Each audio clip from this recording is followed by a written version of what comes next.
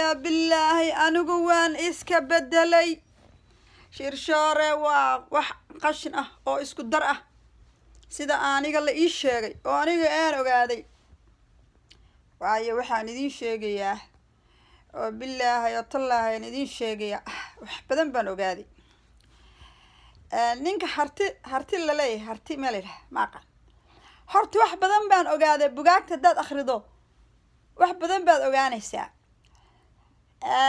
سربا فكتي وحلي سر فكتي محلي روني ما قادو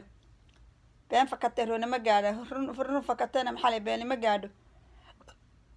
أرتو واحد بدن بنو قاعدي يا لما كان مقعيدا على قرنين وتماركت حرت أنا بالبهانتي دحدس بان كشاكين كرا داد كان كلا أنا ما فهم كرو لكن بالبهانتي wax badan baan ka ogaaday horta بالبهانتي aan idin warramay marka ay xanaaqaan niman atoriyaal iyo waxa la garanayn iyo dad aan la garanayn baa ku qasan kowde horta sandanadii Yaxya Cabdalle markay rabeen inay jabiyaan waxay sameeyeen ninka habarwaa Allah u naxariistay bay keensadeen dhaxdii ka gisheen shirshoore habarwaa baa shirshoore aaba looga dhigay halkii uu Cabdalle aaba uga ahaa Yaxya Cabdalle aaba uga ahaa ay Yaxya maan Cabdalle Yaxya qayb kale oo baxda weeyaan Cabdalle ku kulmaa marka ninkaas laga dhigtay nin meesha maartay atorka hasa yeeshee maxaa dhacay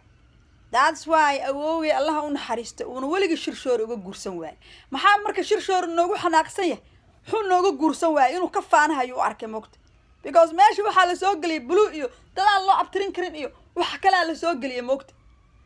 waagaasan ka hadlayaa sida sheekadu u dhacday